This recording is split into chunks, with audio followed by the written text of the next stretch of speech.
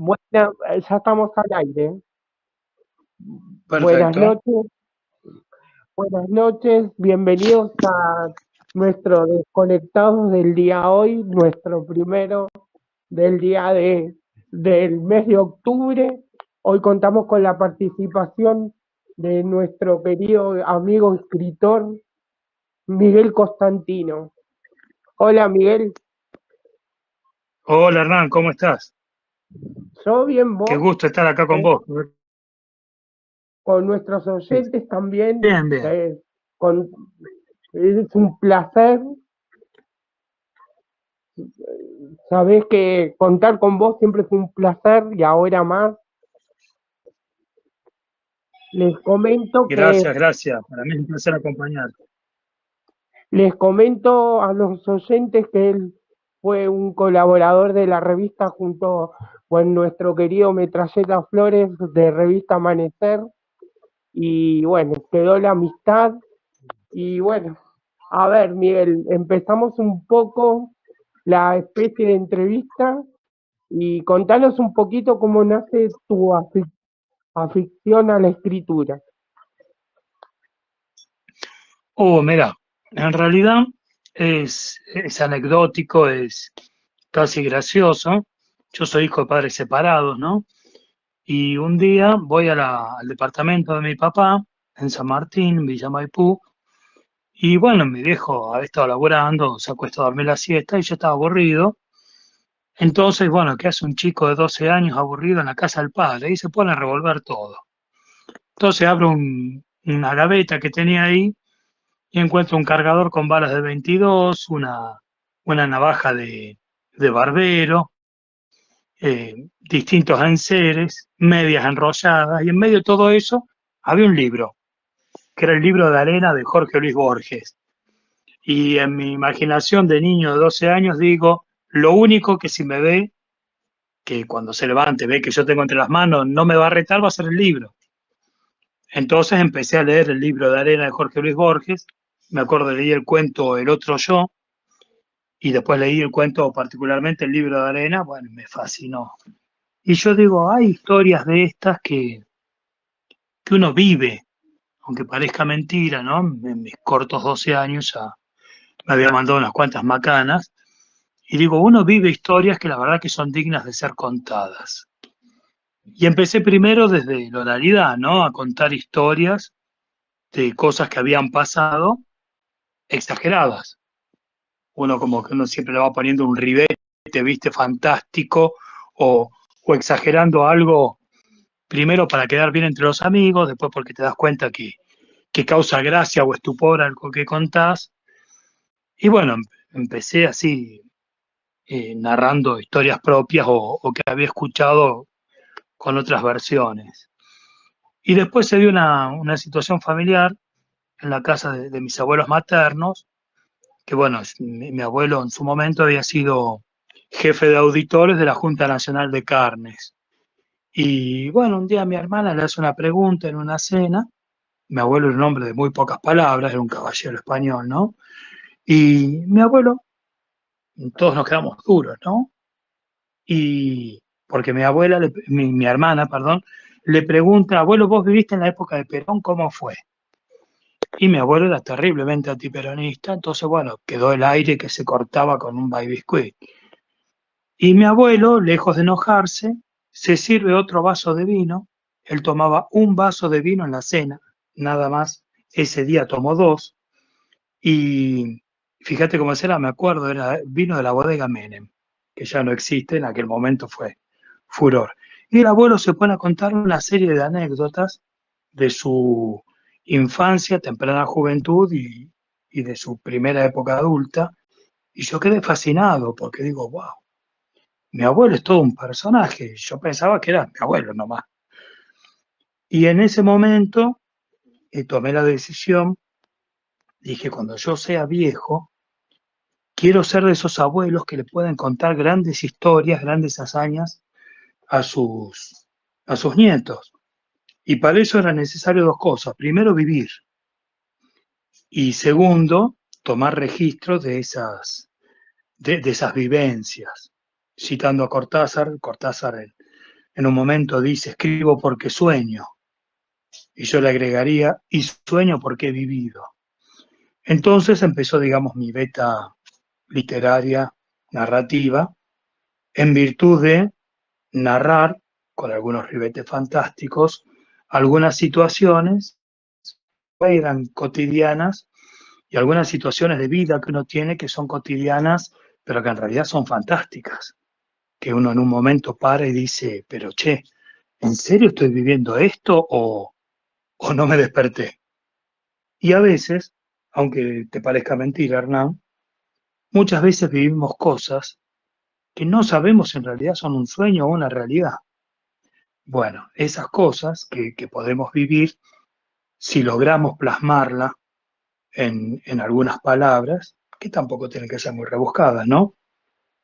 Ahí nacen los cuentos, ahí nace la literatura.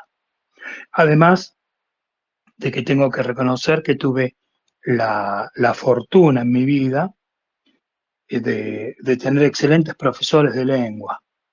Yo hice el colegio secundario en 3 escuelas, en San Martín, ¿no? En la Escuela Modelo de San Martín, en el Colegio Estados Unidos Norteamérica de San Martín y en la Escuela Normal Nacional Superior Rosario Vela Peñalosa de Villa Ballester, que queda en San Martín, todo en San Martín, Buenos Aires, donde tuve excelentes profesores de lengua, que bueno, después de eso, no haber sido escritor hubiera sido un desperdicio. Y bueno, mi beta literaria, que yo la disfruto, pero no sé si será buena o mala literatura, ¿no? Interesante esta pequeña introducción. Tengo entendido también que sos motoviajero, ¿puede ser? Sí, sí, sí, sí, obviamente, porque en esto que te contaba de vivir para poder también desarrollar la literatura, está muy relacionado con lo que es la aventura. Y uno cuando viaja, yo he tenido la suerte de viajar por Argentina y por países aledaños desde mi temprana juventud, hay varias formas de viajar. Tenés el viaje pasivo, que es el que hacemos cuando estamos en casa y miramos fotos de otros viajes, o bueno, ahora que existe YouTube, a través de YouTube vos viajás lo que viven otras personas. Después tenés el viaje, que bueno, vos vas, compras un pasaje en colectivo, un tour, te llevan a recorrer, te dicen, mira esto, mira lo otro, uno saca fotos muy lindo. Y después está el viaje de aventura, que es el que hace uno a la buena de Dios, ¿no? Lo puedes hacer caminando de mochilero, que está muy bueno, en tu propio vehículo, camioneta o en la moto. Y en la moto un poco uno se transporta en el tiempo y se convierte en aquellos centauros que cruzaban la pampa hace cientos de años, ¿no? Sos vos, el vehículo que te lleva, tu caballo de metal, y, y vas al embate de los elementos y no sabés qué es lo que va a pasar en la próxima curva. Se te pincha la rueda, quedas tirado en medio de la ruta, se te corta la cadena, te caes, llueve, cae viento, eh, pasan muchas cosas y es toda una aventura. En ese trajín y en esa adrenalina de ser aventurero, ¿cuál fue uno de el viaje que más te marcó? Un Y mira, viaje, me pasó lo- en el viaje lo más loco que vos decís, pero en serio está pasando esto, fue hace como 8 años, atravesando La Pampa, la provincia de La Pampa, precisamente desde Santa Isabel hasta el pueblo de Victorica. Hay un lugar que se llama La Maestra, qué irónico, ¿no? Yo soy maestro de escuela, este lugar se llama La Maestra, del campo, o sea, fueron varios sucesos ese día. Primero que hubo un accidente en el que un amigo mío quedó lesionado y se lo llevó la ambulancia al hospital. Después que yo salgo, cayendo el sol desde Santa Isabel hacia el este, y paso por el medio de un incendio forestal, cruzaban las matas de pasto incendiado por la ruta, y me agarra la noche un poco más adelante y de un campo en hacia el sur, digamos, lo que sería hacia mi derecha, hacia el sur, veo 3 luces que me hicieron recordar al farolito ese que usaban los Boy Scouts, el farolito de querosén. Entonces yo digo, hay un ranchito ahí, voy a parar a preguntar cualquier cosa, capaz que tengo suerte, me invitan a comer. Fíjate la mentalidad, ¿no? Y va a agarrear.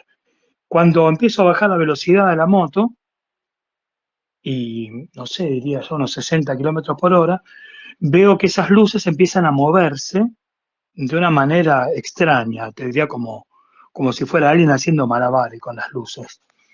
Entonces yo presto atención a las luces, bajo la velocidad, ya empiezo a bajar el piecito como para apoyarlo en el piso y veo que una de esas luces sale disparada a toda velocidad hacia el medio del campo, o sea, hacia el lugar contrario donde estaba yo.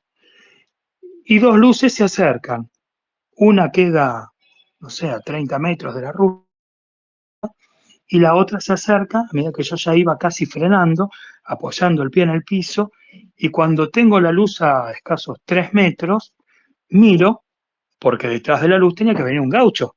Me imaginaba yo un paisano que venía, entonces miro, no veo los pies, no veo reflejo en el piso, veo que la luz flotaba, como que fuera una pompa de jabón, pero de luz, y entré en pánico, porque digo, no puede estar la luz flotando sin nada. Además, bueno, había notado la velocidad con que la luz salió hacia el campo, así que bueno, ahí se me frunció absolutamente todos los músculos del cuerpo, puse primera y aceleré. No comprendía qué era eso y la luz empieza a correrme. Entonces yo pongo segunda, tercera, cuarta con la moto, quinta, iba a 80 kilómetros por hora y la luz seguía al lado mío, flotando, y de a rato se acercaba como que fuera un perro, yo me iba del otro lado de la ruta, se alejaba, volvía, 80 kilómetros a esa velocidad, que es Usain Bolt.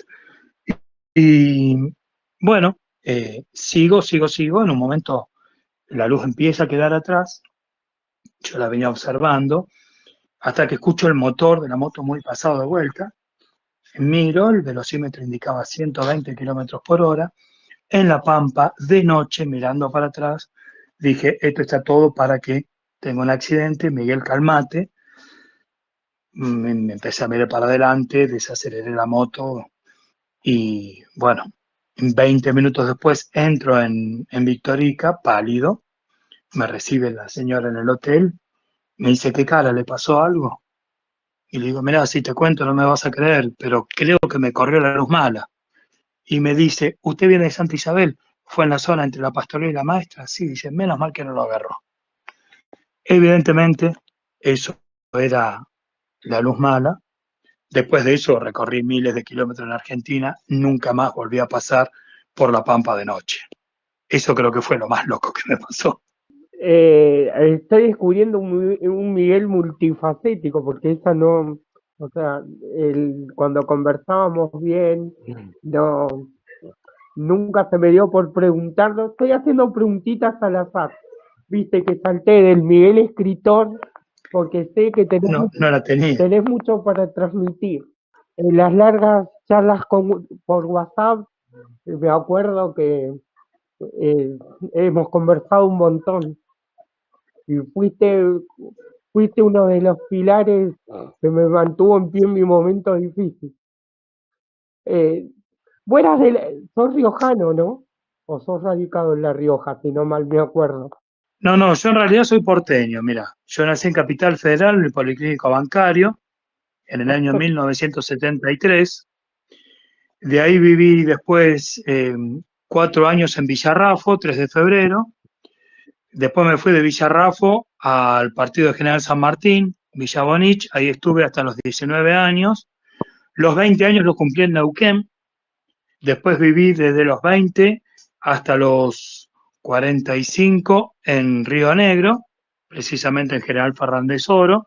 Estuve la temporada en Santa Cruz y estoy acá en Chilecito, La Rioja, hace 6 años. Ahora vamos a saltar, ya conocimos al una porción del Miguel motoquero, del Miguel escritor.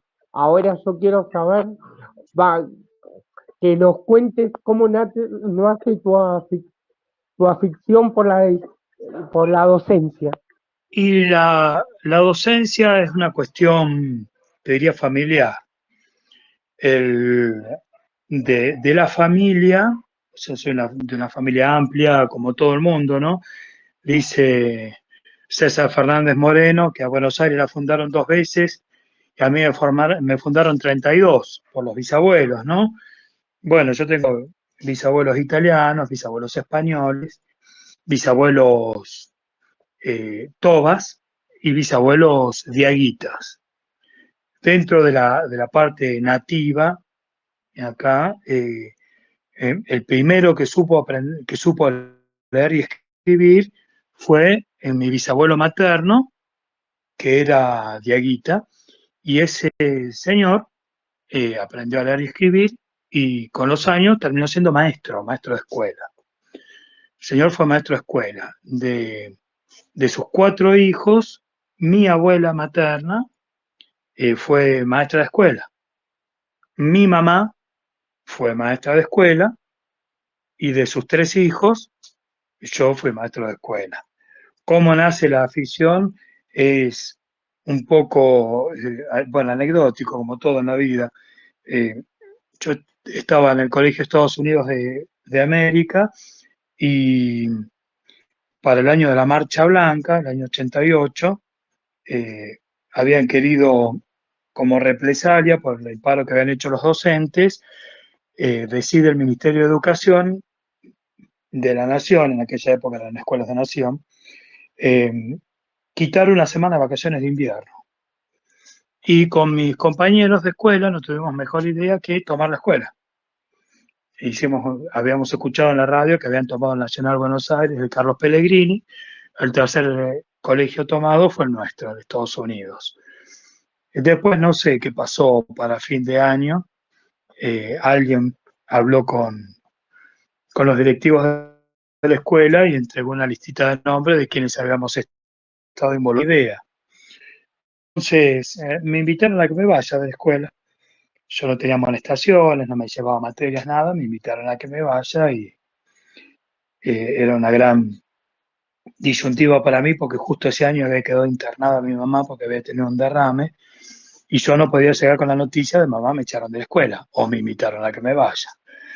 Y por esas cosas de la providencia que uno no puede explicar, llego a mi casa con, viendo cómo le iba a decir a mi mamá que necesitaba otra escuela.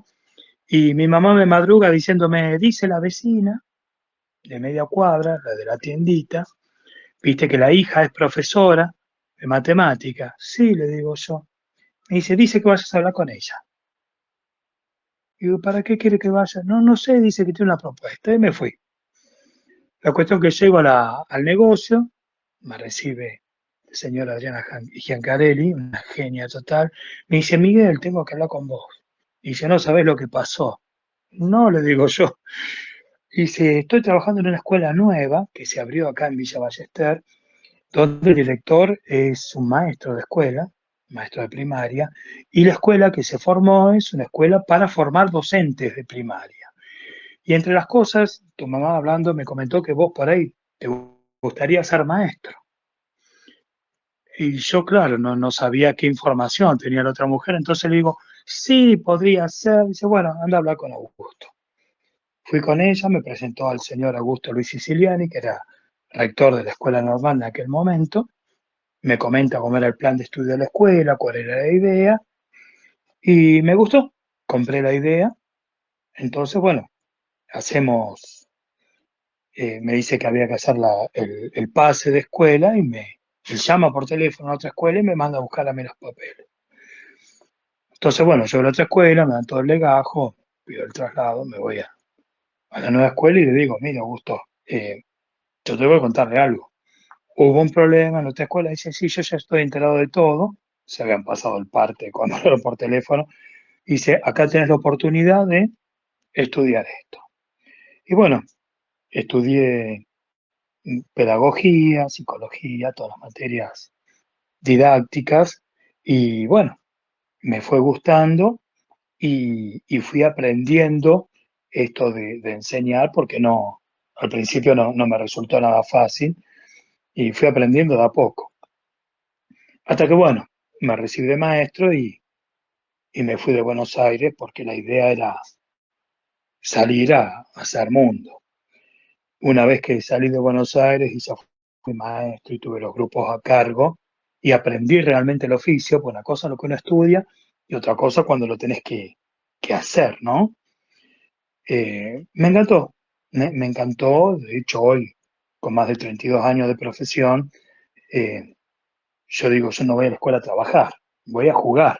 Los que trabajan son los nenes, que trabajan a partir de las actividades que les voy proponiendo y juntos vamos haciendo que ellos vayan aprendiendo día a día. Muy maratónica tu vida. A ver, ¿qué te parece el veto del presidente a la ley contra las universidades nacionales, públicas, perdón? Y es complicado, ¿viste? Primero hay que aclarar, yo soy un ferviente defensor de la educación pública, toda mi carrera docente la ejercí en escuelas públicas y me formé en escuelas públicas y de hecho hoy actualmente estoy cursando en la Universidad Nacional de Chilecito una licenciatura en educación primaria, educación pública, ¿no? Estoy cursando en una universidad pública. Sí, es verdad que más allá del excelente trabajo que hacen los profesionales que trabajan en la universidad pública, si vos le das un presupuesto ilimitado a una persona y no le controlas los gastos, se presta a que haya gastos turbios. Hay muchas universidades que han declarado construcciones de hectáreas y hectáreas y que cuando uno va a esos lugares, el plano dice que construyen 2 kilómetros y vos vas y son 2 kilómetros de desierto. También hay universidades que han eh, pagado estudios sociológicos sobre el impacto de las letras de Arjona en la sociedad. Y vos decís, hay muchas cosas mucho más importantes que financiar qué opina la gente sobre una letra de Arjona, más allá que a mí me gusta particularmente las canciones de ese artista, ¿no? Y hay mucho presupuesto que se dibujó en algunas universidades y que uno cuando anda por la calle, por el mundo, ve que en realidad están en autos de lujo y en viajes de familiares de directores de universidades. Yo conozco 4 o 5 sedes de universidades, de hecho cursé en la Universidad Nacional del Comahue, sede General Roca, cursé abogacía y actualmente curso la licenciatura acá en la Universidad de Chilecito, pero tengo conocidos y contactos en distintas universidades y lamentablemente el presupuesto no se va ni en investigación, ni en desarrollo, ni en salarios docentes. Hay una gran parte de los fondos de las universidades que se han gastado en campañas políticas o en gastos no declarados. Entonces, para que algo funcione, tiene que estar bien administrado. Yo creo hoy, yo no soy libertario, claro, yo no concuerdo con muchísimas de las cosas de las que hace el presidente, pero la realidad es que si vos querés que algo funcione, lo tenés que auditar. He conocido en otros momentos de mi vida personajes que han sido interventores de universidades. No durante el gobierno Milei, estoy hablando hace más de 10 años. Y este señor, que era interventor de una universidad, me dice, es impresionante todo lo que se podría haber hecho y que no te pueden justificar dónde está el dinero que se envió. Eso pasa en todos lados. Yo ayer hablaba en una red acá de La Rioja Capital y decía, si vos le das un presupuesto ilimitado a una persona que del vamos sabe que no la vas a controlar, lo estás invitando a la corrupción. Es lo que hay que evitar. Yo quiero una educación pública, una universidad de calidad, que siga lleno de hijos de obreros, pero no que en nombre de la universidad pública algunos vivos hagan sus propios negocios. Cuando te referís a negocios, ¿podrías ser un poquito más específico? Y autos de lujo de una persona, eh, terrenos, por ejemplo, en una playa cerca de Caleta Olivia, que ha comprado un director de universidad de otro lugar del país, hechos aberrantes de corrupción.